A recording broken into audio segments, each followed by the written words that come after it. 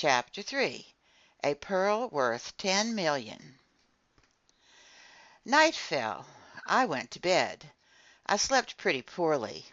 Man-eaters played a major role in my dreams, and I found it more or less appropriate that the French word for shark, requin, has its linguistic roots in the word requiem. The next day at 4 o'clock in the morning I was awakened by the steward whom Captain Nemo had placed expressly at my service. I got up quickly, dressed, and went into the lounge. Captain Nemo was waiting for me. "Professor Aronnax," he said to me, "are you ready to start?" "I'm ready." "Kindly follow me." "What about my companions, Captain?" "They've been alerted and are waiting for us." "Aren't we going to put on our diving suits?" I asked. "Not yet. I haven't let the Nautilus pull too near the coast, and we're fairly well out from the Mannar oysterbank. But I have the skiff ready, and it will take us to the exact spot where we'll disembark, which will save us a pretty long trek. It's carrying our diving equipment, and we'll suit up just before we begin our underwater exploring." Captain Nemo took me to the central companionway, whose steps led to the platform. Ned and Conseil were there, enraptured with the pleasure trip getting under way. Oars in position, 5 of the Nautilus's sailors were waiting for us aboard the skiff, which was moored alongside. The night was still dark. Layers of clouds cloaked the sky and left only a few stars in view. My eyes flew to the side where land lay, but I saw only a blurred line covering 3/4 of the horizon from southwest to northwest. Going up Ceylon's west coast during the night, the Nautilus lay west of the bay, or rather that gulf formed by the mainland and Mannar Island. Under these dark waters there stretched the bank of shellfish, an inexhaustible field of pearls more than 20 miles long. Captain Nemo, Conseil, Ned Land, and I found seats in the stern of the skiff. The longboat's coxswain took the tiller. His 4 companions leaned into their oars. The moorings were cast off, and we pulled clear. The skiff headed southward. The oarsmen took their time. I watched their strokes vigorously catch the water, and they always waited 10 seconds before rowing again, following the practice used in most navies. While the longboat coasted, drops of liquid flicked from the oars and hit the dark troughs of the waves, pitter-pattering like splashes of molten lead. Coming from well out, a mild swell made the skiff roll gently, and a few crested billows lapped at its bow. We were silent. What was Captain Nemo thinking? Perhaps that this approaching shore was too close for comfort, contrary to the Canadian's views, in which it still seemed too far away. As for Conseil, he had come along out of simple curiosity. Near 5:30, the first glimmers of light on the horizon defined the upper lines of the coast with greater distinctness. Fairly flat to the east, it swelled a little toward the south. 5 miles still separated it from us, and its beach merged with the misty waters. Between us and the shore, the sea was deserted. Not a boat, not a diver. Profound solitude reigned over this gathering place of pearl fishermen. As Captain Nemo had commented, we were arriving in these waterways a month too soon. At 6 o'clock the day broke suddenly, with that speed unique to tropical regions, which experience no real dawn or dusk. The sun's rays pierced the cloud curtain gathered on the easterly horizon, and the radiant orb rose swiftly. I could clearly see the shore, which featured a few sparse trees here and there. The skiff advanced toward Mannar Island, which curved to the south. Captain Nemo stood up from his thwart and studied the sea. At his signal the anchor was lowered, but its chain barely ran because the bottom lay no more than a meter down, and this locality was one of the shallowest spots near the bank of shellfish. Instantly the skiff wheeled around under the ebb tide's outbound thrust. "Here we are, Professor Aronnax," Captain Nemo then said. You observe this confined bay.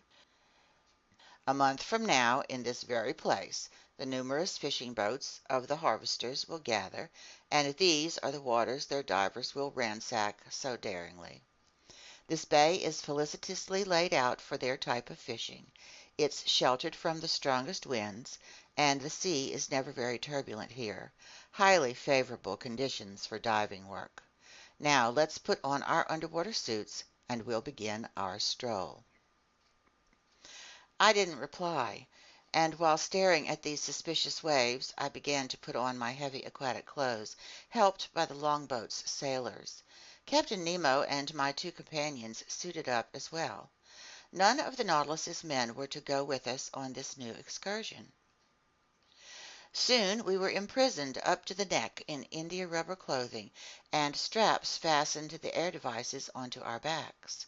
As for the Ruhmkorff device, it didn't seem to be in the picture.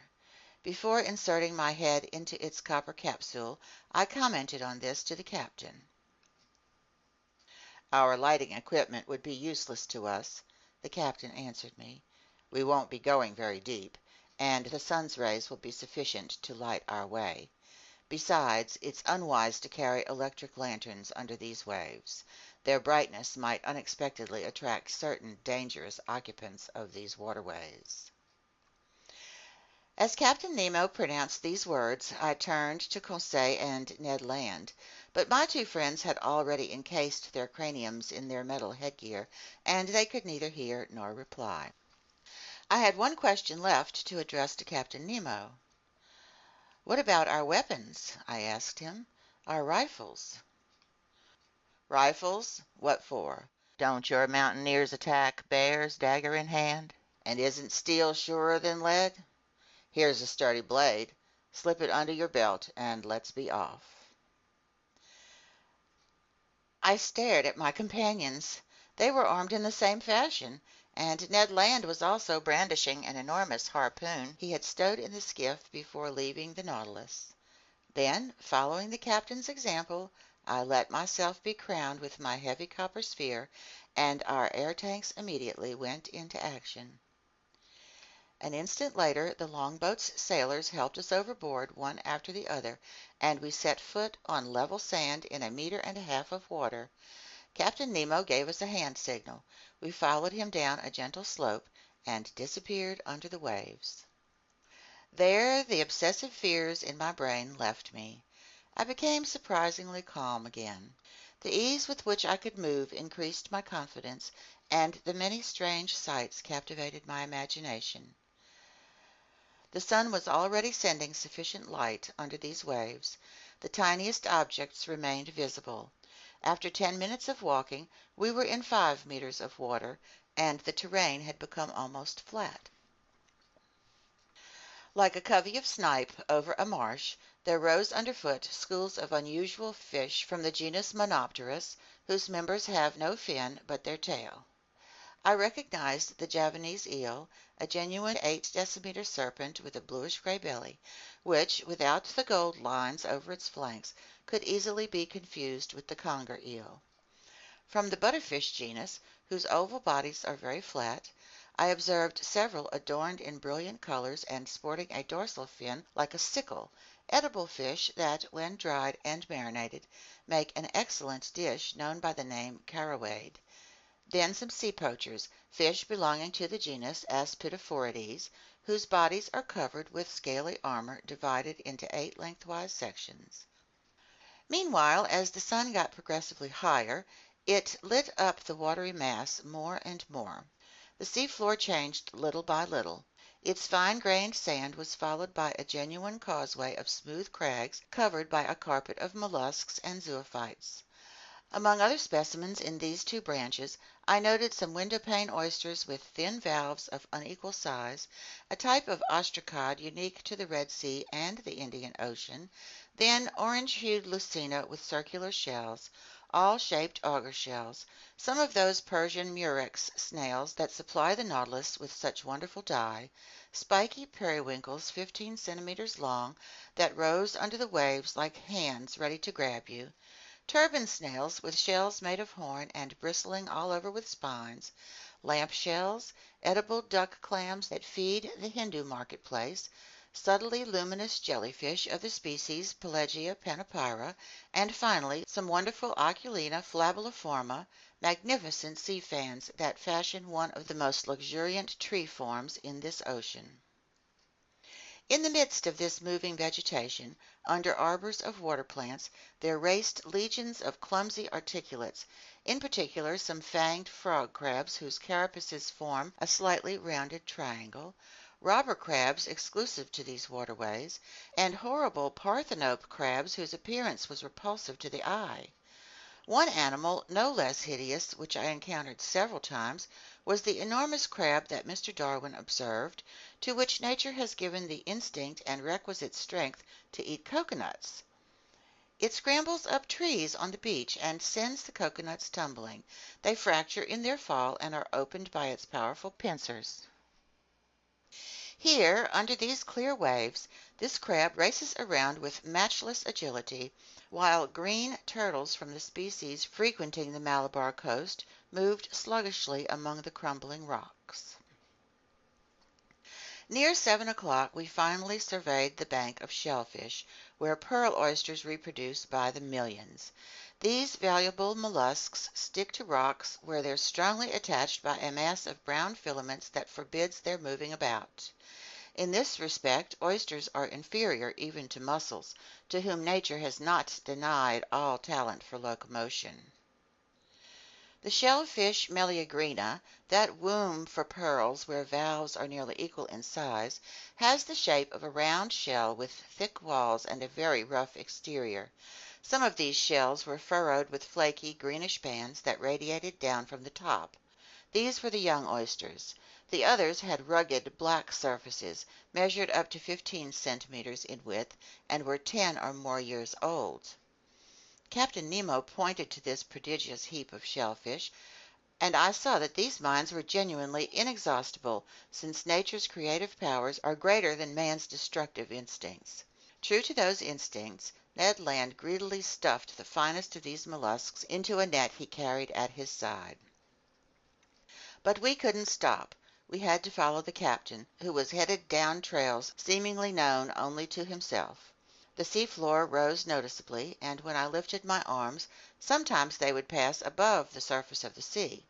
Then the level of the oyster bank would lower unpredictably. Often we went around tall, pointed rocks rising like pyramids. In their dark crevices, huge crustaceans, aiming their long legs like heavy artillery, watched us with unblinking eyes, while underfoot there crept millipedes, bloodworms, aricia worms, and annelid worms, whose antennas and tubular tentacles were incredibly long. Just then a huge cave opened up in our path, hollowed from a picturesque pile of rocks whose smooth heights were completely hung with underwater flora. At first this cave looked pitch black to me. Inside, the sun's rays seemed to diminish by degrees. Their hazy transparency was nothing more than drowned light. Captain Nemo went in. We followed him. My eyes soon grew accustomed to this comparative gloom. I distinguished the unpredictably contoured springings of a vault, supported by natural pillars firmly based on a granite foundation, like the weighty columns of Tuscan architecture. Why had our incomprehensible guide taken us into the depths of this underwater crypt? I would soon find out. After going down a fairly steep slope, our feet trod the floor of a sort of circular pit. There Captain Nemo stopped, and his hand indicated an object that I hadn't yet noticed. It was an oyster of extraordinary dimensions, a titanic giant clam, a holy water font that could have held a whole lake, a basin more than 2 meters wide, hence even bigger than the one adorning the Nautilus's lounge. I approached this phenomenal mollusk, its mass of filaments attached to a table of granite, and there it grew by itself in the midst of the cave's calm waters. I estimated the weight of this giant clam at 300 kilograms. Hence, such an oyster had 15 kilos of meat, and you'd need the stomach of King Gargantua to eat a couple dozen. Captain Nemo was obviously familiar with this bivalve's existence. This wasn't the first time he'd paid it a visit, and I thought his sole reason for leading us to this locality was to show us a natural curiosity. I was mistaken. Captain Nemo had an explicit personal interest in checking on the current condition of this giant clam. The mollusk's two valves were partly open. The captain approached and stuck his dagger vertically between the shells to discourage any idea about closing. Then, with his hands, he raised the fringed, membrane-filled tunic that made up the animal's mantle. There, between its leaf-like folds, I saw a loose pearl as big as a coconut. Its globular shape, perfect clarity, and wonderful orient made it a jewel of incalculable value. Carried away by curiosity, I stretched out my hand to take it, weigh it, fondle it. But the captain stopped me, signaled "No," removed his dagger in one swift motion, and let the two valves snap shut. I then understood Captain Nemo's intent. By leaving the pearl buried beneath the giant clam's mantle, he allowed it to grow imperceptibly. With each passing year the mollusk's secretions added new concentric layers. The captain alone was familiar with the cave where this wonderful fruit of nature was ripening. He alone reared it, so to speak, in order to transfer it one day to his dearly beloved museum. Perhaps, following the examples of oyster farmers in China and India, he had even predetermined the creation of this pearl by sticking under the mollusk's folds some piece of glass or metal that was gradually covered with mother of pearl. In any case, comparing this pearl to others I already knew about, and to those shimmering in the captain's collection, I estimated that it was worth at least 10,000,000 francs. It was a superb natural curiosity rather than a luxurious piece of jewelry, because I don't know of any female ear that could handle it. Our visit to this opulent giant clam came to an end. Captain Nemo left the cave, and we climbed back up the bank of shellfish in the midst of these clear waters not yet disturbed by divers at work. We walked by ourselves, genuine loiterers, stopping or straying as our fancies dictated. For my part, I was no longer worried about those dangers my imagination had so ridiculously exaggerated. The shallows drew noticeably closer to the surface of the sea, and soon, walking in only a meter of water, my head passed well above the level of the ocean. Conseil rejoined me, and gluing his huge copper capsule to mine, his eyes gave me a friendly greeting. But this lofty plateau measured only a few fathoms, and soon we re-entered our element. I think I've now earned the right to dub it that. 10 minutes later, Captain Nemo stopped suddenly. I thought he'd called a halt so that we could turn and start back. No. With a gesture he ordered us to crouch beside him at the foot of a wide crevice. His hand motioned toward a spot within the liquid mass, and I looked carefully. 5 meters away a shadow appeared, and dropped to the seafloor. The alarming idea of sharks crossed my mind, but I was mistaken, and once again we didn't have to deal with monsters of the deep. It was a man, a living man, a black Indian fisherman, a poor devil who no doubt had come to gather what he could before harvest time. I saw the bottom of his dinghy, moored a few feet above his head. He would dive and go back up in quick succession. A stone cut in the shape of a sugar loaf, which he gripped between his feet while a rope connected it to his boat, served to lower him more quickly to the ocean floor. This was the extent of his equipment. Arriving on the seafloor at a depth of about 5 meters, he fell to his knees and stuffed his sack with shellfish gathered at random. Then he went back up, emptied his sack, pulled up his stone, and started all over again, the whole process lasting only 30 seconds. This diver didn't see us. A shadow cast by our crag hid us from his view.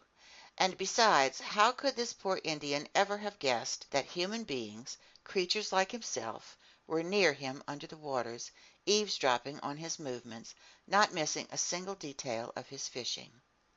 So he went up and down several times. He gathered only about 10 shellfish per dive, because he had to tear them from the banks where each clung with its tough mass of filaments. And how many of these oysters for which he risked his life would have no pearl in them? I observed him with great care. His movements were systematically executed, and for half an hour no danger seemed to threaten him. So I had gotten used to the sight of this fascinating fishing, when all at once, just as the Indian was kneeling on the seafloor, I saw him make a frightened gesture, stand, and gather himself to spring back to the surface of the waves. I understood his fear. A gigantic shadow appeared above the poor diver. It was a shark of huge size, moving in diagonally, eyes ablaze, jaws wide open. I was speechless with horror, unable to make a single movement. With one vigorous stroke of its fins, the voracious animal shot toward the Indian, who jumped aside and avoided the shark's bite, but not the thrashing of its tail, because that tail struck him across the chest and stretched him out on the seafloor. The scene lasted barely a few seconds. The shark returned, rolled over on its back, and was getting ready to cut the Indian in half when Captain Nemo, who was stationed beside me, suddenly stood up. Then he strode right toward the monster, dagger in hand, ready to fight it at close quarters. Just as it was about to snap up the poor fisherman, the man-eater saw its new adversary, repositioned itself on its belly, and headed swiftly toward him. I can see Captain Nemo's bearing to this day. Bracing himself, he waited for the fearsome man-eater with wonderful composure, and when the latter rushed at him, the captain leaped aside with prodigious quickness, avoided a collision, and sank his dagger into its belly. But that wasn't the end of the story. A dreadful battle was joined. The shark bellowed, so to speak. Blood was pouring into the waves from its wounds. The sea was dyed red, and through this opaque liquid I could see nothing else.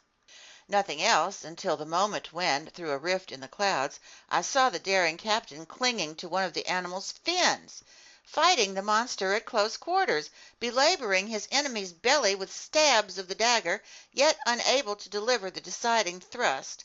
In other words, a direct hit to the heart. In its struggles, the man-eater churned the watery mass so furiously its eddies threatened to knock me over. I wanted to run to the captain's rescue, but I was transfixed with horror, unable to move. I stared wild-eyed. I saw the fight enter a new phase. The captain fell to the seafloor, toppled by the enormous mass weighing him down. Then the shark's jaws opened astoundingly wide, like a pair of industrial shears, and that would have been the finish of Captain Nemo had not Ned Land, quick as thought, rushed forward with his harpoon and driven its dreadful point into the shark's underside. The waves were saturated with masses of blood. The waters shook with the movements of the man-eater, which thrashed about with indescribable fury. Ned Land hadn't missed his target. This was the monster's death rattle. Pierced to the heart, it was struggling with dreadful spasms whose aftershocks knocked Conseil off his feet. Meanwhile Ned Land pulled the captain clear.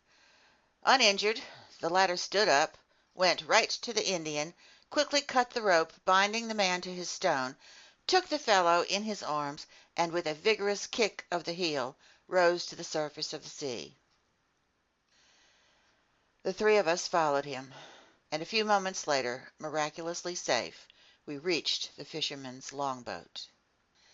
Captain Nemo's first concern was to revive this unfortunate man. I wasn't sure he would succeed. I hoped so, since the poor devil hadn't been under very long, but that stroke from the shark's tail could have been his death blow. Fortunately, after vigorous massaging by Conseil and the captain, I saw the nearly drowned man regain consciousness little by little. He opened his eyes. How startled he must have felt, how frightened even, at seeing 4 huge copper craniums leaning over him. And above all, what must he have thought when Captain Nemo pulled a bag of pearls from a pocket in his diving suit and placed it in the fisherman's hands? This magnificent benefaction from the man of the waters to the poor Indian from Ceylon was accepted by the latter with trembling hands. His bewildered eyes indicated that he didn't know to what superhuman creatures he owed both his life and his fortune. At the captain's signal we returned to the bank of shellfish, and retracing our steps, we walked for half an hour until we encountered the anchor connecting the seafloor with the Nautilus's skiff.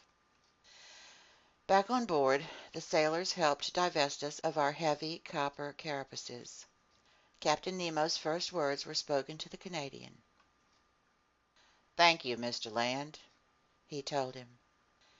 "Tit for tat, Captain," Ned Land replied. "I owed it to you." The ghost of a smile glided across the captain's lips, and that was all. "To the Nautilus," he said. The longboat flew over the waves. A few minutes later we encountered the shark's corpse again, floating. From the black markings on the tips of its fins, I recognized the dreadful Squalus melanopterus from the seas of the East Indies, a variety in the species of sharks proper. It was more than 25 feet long. Its enormous mouth occupied a third of its body. It was an adult, as could be seen from the 6 rows of teeth forming an isosceles triangle in its upper jaw. Conseil looked at it with purely scientific fascination, and I'm sure he placed it, not without good reason, in the class of cartilaginous fish, order Chondopterygia, with fixed gills, family Salacia, genus Squalus. While I was contemplating this inert mass, suddenly a dozen of these voracious melanoptera appeared around our longboat, but paying no attention to us, they pounced on the corpse and quarreled over every scrap of it. By 8:30 we were back on board the Nautilus. There I fell to thinking about the incidents that marked our excursion over the Mannar oysterbank. 2 impressions inevitably stood out. One concerned Captain Nemo's matchless bravery. The other his devotion to a human being, a representative of that race from which he had fled beneath the seas. In spite of everything, this strange man hadn't yet succeeded in completely stifling his heart. When I shared these impressions with him, he answered me in a tone touched with emotion. "That Indian, Professor, lives in the land of the oppressed, and I am to this day, and will be until my last breath, a native of that same land." End of Part 2, Chapter 3.